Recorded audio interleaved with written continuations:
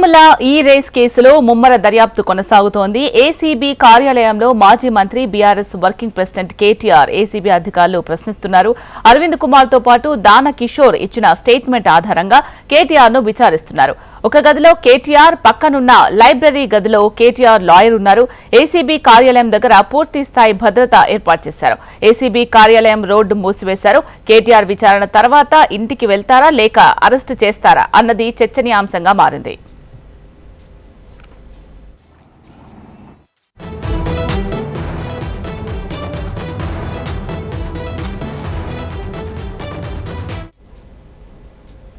Formula ఈ race కేసులో ముమ్మర దర్యాప్తు కొనసాగుతోంది. ఏసీబీ కార్యాలయంలో మాజీ మంత్రి బీఆర్ఎస్ వర్కింగ్ ప్రెసిడెంట్ కేటీఆర్ ను ఏసీబీ అధికారులు ప్రశ్నిస్తున్నారు. అరవింద్ కుమార్ తో పాటు దాన కిషోర్ ఇచ్చిన స్టేట్మెంట్ ఆధారంగా కేటీఆర్ ను విచారిస్తున్నట్టుగా తెలుస్తోంది. దీనికి సంబంధించి మరింత తాజా సమాచారం అందించడానికి మా ప్రతినిధి అమర్ సిద్ధంగా ఉన్నారు. అమర్, చెప్పండి, విచారణ ఎంతవరకు కొనసాగుతోంది?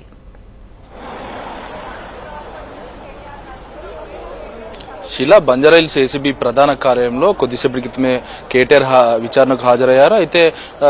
ఏదైతే దీనికి సంబంధించి ఫార్ములా ఈ కార్ రేస్ లో 50 కోట్ల బదిలీలు జరిగాయో ఈ బదిలీలకు సంబంధించి రూల్స్ అండ్ రెగ్యులేషన్స్ ఎక్కడ కూడా ఫాలో కాకుండా హెచ్ఎండిఏకి 8 కోట్ల 6 లక్షల నష్టమైతే వాటిల్లింది. దీన్ని కాంగ్రెస్ ప్రభుత్వం తెలంగాణలో ప్రభుత్వం ఏర్పాటు చేశాక 8 కోట్ల నష్టాన్ని దీన్ని సమకూర్చింది. దీంతో ప్రభుత్వం ఫార్ములా ఈ కార్ రేస్ లో గత ప్రభుత్వం చేసినటువంటి అక్రమాలకు సంబంధించి అవన్నీ బయటపడడంతో ఏదైతే ప్రస్తుతం ఏసీబీ ఎఫ్ఐఆర్ చేసింది. A1 గా కేటీఆర్ తో పాటు A2 గా ఇటు ఐఏఎస్ అరవింద్ కుమార్, A3 గా బిఎన్ రెడ్డిని కూడా చేర్చింది. ముఖ్యంగా ఇప్పటికే నిన్న ఐఏఎస్ అరవింద్ కుమార్ ని విచారించిన సమయంలో కీలకమైన అంశాలు, వాటికి సంబంధించిన పత్రాలన్నిటి కూడా ప్రొసీడింగ్ కాపీలన్నీ కూడా పెట్టుకుని ఐఏఎస్ అరవింద్ కుమార్ ని విచారించి ఆయన స్టేట్మెంట్ కూడా రికార్డ్ చేసింది. కొద్దిసేపటి క్రితమే కేటీఆర్ కూడా హాజరయ్యారు. కేటీఆర్ విచారణ కూడా ప్రారంభమైందని చెప్పవచ్చు. అయితే కేటీఆర్ విచారణకు సంబంధించి ఏసీబీ అధికారులైనటువంటి డైరెక్టర్ తరుణ్ జోషి, మరోవైపు ఐఓ ఆఫీసర్ అయినటువంటి డిఎస్పీ మజీద్ అలీ ఖాన్ నేతృత్వంలో కూడా ఈ విచారణ అనేది ప్రారంభమైందని చెప్పుకోవచ్చు. అయితే నిధుల మళ్లింపు కోణంలోనే ప్రస్తుతం కేటీఆర్ విచారణ అనేది ప్రారంభమైందని చెప్పుకోవచ్చు. అయితే ఇప్పటికే ప్రత్యేక బృందం ఏర్పాటు చేసుకుని ఐఓ ఆఫీసర్ నేతృత్వంలో విచారణ అనేది కొనసాగుతుంది. ముఖ్యంగా 50 కోట్ల అక్రమాలకు సంబంధించి ఏవైతే రూల్స్ అండ్ బిజినెస్ రూల్స్ కావచ్చు,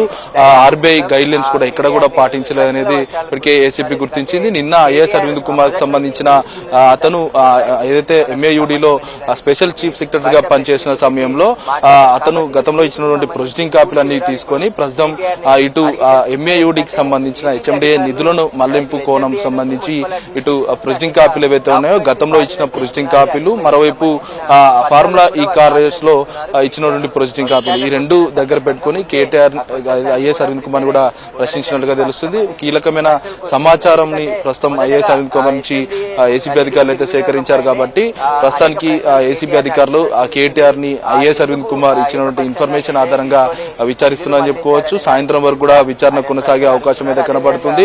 ముఖ్యంగా ప్రభుత్వ నిధుల దుర్వినియోగం సంబంధించి ఐఏఎస్ అరవింద్ కుమార్ ఐఏఎస్ ఏదైతే చీఫ్ సెక్రటరీగా ఉన్న సమయంలో ఎంఏయుడి నిధులు హెచ్ఎండిఏ స్పాన్సర్షిప్ ఇవ్వడాన్ని సీజన్ 9 లో స్పాన్సర్షిప్ ఇచ్చినటువంటి ఏసీ నెక్స్ట్ కంపెనీ ఇటు సీజన్ 10 కు వచ్చే వరకు ఎందుకు నిరాకరించిన తర్వాత ఏసీ నెక్స్ట్ నిరాకరించిన తర్వాత హెచ్ఎండిఏ ప్రభుత్వమే ఇటు స్పాన్సర్షిప్ అనేది ఇచ్చింది. అయితే ఈ స్పాన్సర్షిప్ ఇచ్చిన దాన్ని పూర్తిగా ఎందుకు మీ మధ్యలో అగ్రిమెంట్ ఏం జరిగింది, త్రైపాక్షిక ఒప్పందం అనేది ఏం జరిగిందన్న కోణంలో ప్రస్తుతం అయితే కేటీఆర్ అయితే ప్రశ్నిస్తున్నారు. అరవింద్ ఇచ్చినటువంటి ఇన్ఫర్మేషన్ ఆధారంగా ప్రస్తుతం అయితే విచారణ అనేది కొనసాగుతుందని చెప్పుకోవచ్చు. ముఖ్యంగా నిన్న హైకోర్టుకు లంచ్ మోషన్ కూడా కేటీఆర్ దాఖలు చేశారు. దాఖలు చేసిన తర్వాత న్యాయమూర్తి ఉంటేనే విచారణకు వస్తాను, న్యాయమూర్తి విచారణకు హాజరయ్యేలా నాతో పాటు రావాలనేది ఏసీబీకి డైరెక్షన్ ఇవ్వాలనేది హైకోర్టులో లంచ్ మోషన్ కూడా దాఖలు చేశారు. నిన్న 2-3 గంటల ఉత్కంఠకు తర్వాత సాయంత్రం 4 గంటల తర్వాత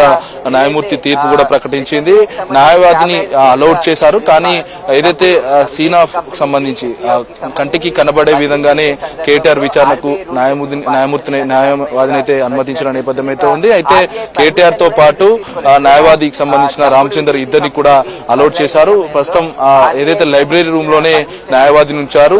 మరో 2 రూముల తర్వాత ఏదైతే కేటీఆర్ అయితే ఒక సీక్రెట్ గదిలో ప్రస్తుతం విచారిస్తున్నటువంటి నేపథ్యం అయితే ఉంది. అయితే మొత్తం అగ్రిమెంట్లకు సంబంధించి చూసుకుంటే గతంలో ఇచ్చినటువంటి అగ్రిమెంట్లు కావచ్చు, సీజన్ 9, 10, 11 ఇలా మొదలు పెడదాము, హైదరాబాద్ లో ఫార్ములా ఈ ఆపరేషన్స్ అనేది చేద్దాం అనుకున్నారు. కానీ ఈ అగ్రిమెంట్లకు సంబంధించి మొదట అగ్రిమెంట్ సంబంధించి ఏ విధంగా త్రైపాక్షిక ఒప్పందం అనేది జరిగింది. ఎందుకంటే హెచ్ఎండి అనే స్పాన్సర్షిప్ గా ఉంది కాబట్టి దీని వెనుక ఎవరున్నారు, కేటీఆర్ ఏదైతే దీనికి సంబంధించి ఒత్తిడి తెచ్చారా అన్న కోణంలో అరవింద్ కుమార్ ని కూడా ప్రశ్నించిన సమయంలో అరవింద్ కుమార్ విచారణ సమయంలో కీలకమైన అంశాలను కూడా చెప్పినట్లుగా తెలుస్తుంది. అయితే ఎంఏయూలో చీఫ్ సెక్రటరీ గా అరవింద్ కుమార్ ఉన్న సమయంలో కేటీఆర్ కావాలనే ఒత్తిడి తెచ్చి దీనికి సంబంధించిన ఏదైతే వ్యవహారాలన్నింటినీ కూడా చెప్పినట్లుగా తెలుస్తుంది. అయితే బదిలీలకు సంబంధించి విదేశీ కరెన్సీ రూపానికి మార్చిన తర్వాత బదిలీలు అనేవి జరిగాయి కాబట్టి ఈ బదిలీల వెనుక ఎవరున్నారన్న కోణంలో ఇప్పటికే కేటీఆర్ ఉన్నట్టే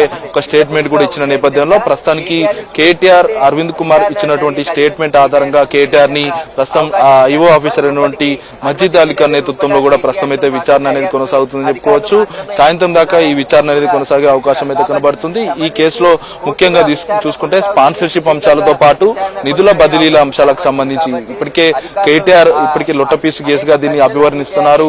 ఈ కేసు చెల్లెదే అంటూ కూడా ఇప్పటికే కేటీఆర్ మీడియా ముఖంగా చెప్పిన నేపథ్యంలో గతంలో ఫార్ములా ఈ ఆపరేషన్ కి సంబంధించిన నిధుల కేటాయింపు విషయంలో కేటీఆర్ చాలా సార్లు కూడా ప్రెస్ మీట్ పెట్టి మాట్లాడాడు. ఈ ప్రెస్ మీట్ లో ఇచ్చినటువంటి అంశాల ఆధారంగా ప్రస్తుతం అయితే విచారిస్తున్నటువంటి నేపథ్యం అయితే ఉంది. మొత్తంగా ఫార్ములా ఈ ఆపరేషన్ కి సంబంధించి ఉన్నటువంటి ఏవైతే అంశాలు ఉంటాయో వాటన్నిటిపై ప్రస్తుతం కేటీఆర్ అయితే ప్రశ్నించినటువంటి పరిస్థితులు అయితే ఉన్నాయి. ముఖ్యంగా నిధులకు సంబంధించి బదలాయింపు అంశమే కాకుండా మిగతా అన్ని అంశాలకు సంబంధించి ప్రస్తుతం అయితే ప్రశ్నిస్తున్నారు. అయితే ఏసీబీ డైరెక్టర్ సంబంధించి నేతృత్వంలో ఇదంతా జరుగుతుంది. అయితే స్పాన్సర్షిప్ కంపెనీ ఎందుకు తప్పుకుంది, వారి నుంచి ఎందుకు ఏదైతే ఎలాంటి సమాచారం అందింది, ఎందుకంటే హెచ్ఎండిఏకి సంబంధించి ఎందుకు 2 ఒప్పందాలకు ముందుకు సాగారు, హెచ్ఎండిఏలో జనరల్ నిధులను విదేశీ కరెన్సీకి ఎలా మార్చారు, ఇదే కాకుండా ఆర్థిక శాఖ నుంచి అనుమతి, ఇవన్నీ కూడా వీటన్నిటిపై ప్రస్తుతం కేటీఆర్ పై ప్రశ్నల వర్షం అయితే కురిపిస్తున్నారని చెప్పవచ్చు. విచారణకు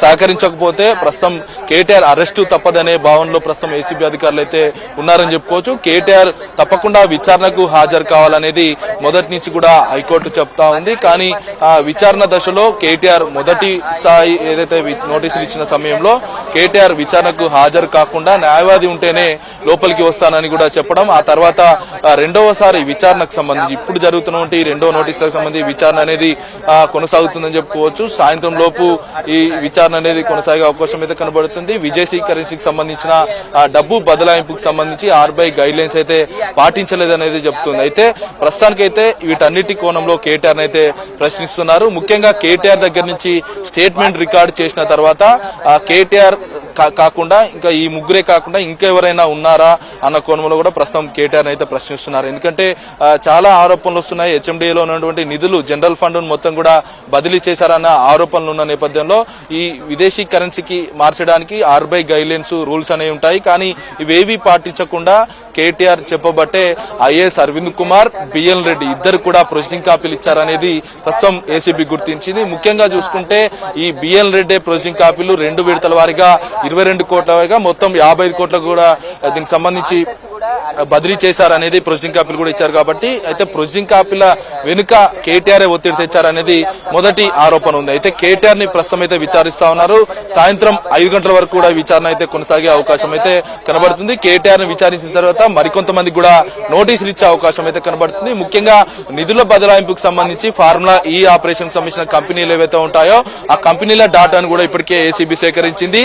ఏసీబీ సోదాలు కూడా నిర్వహించింది అని చెప్పుకోవచ్చు. అయితే మొన్న కోర్టు తీర్పు ఇచ్చిన తర్వాత ఏసీబీ అధికారులు 6 ప్రాంతాల్లో సోదాలు నిర్వహించారు. గ్రీన్ కోక్ సంబంధించిన అనుబంధ కంపెనీలు ఏవైతే ఉంటాయో ఏసీ జెన్నెక్స్ తో పాటు ఏసీ డెవలపర్స్, ఏసీ రేసర్ సంబంధించిన అన్ని కంపెనీలకు సంబంధించి ఏసీబీ సోదాలు నిర్వహించింది. కీలకమైన పత్రాలను కూడా స్వాధీనం చేసుకున్నట్లు తెలిసింది. ఆ పత్రాల ఆధారంగానే ప్రస్తుతం కేటీఆర్ అయితే విచారిస్తున్నారు. Sheela, thank you Amar.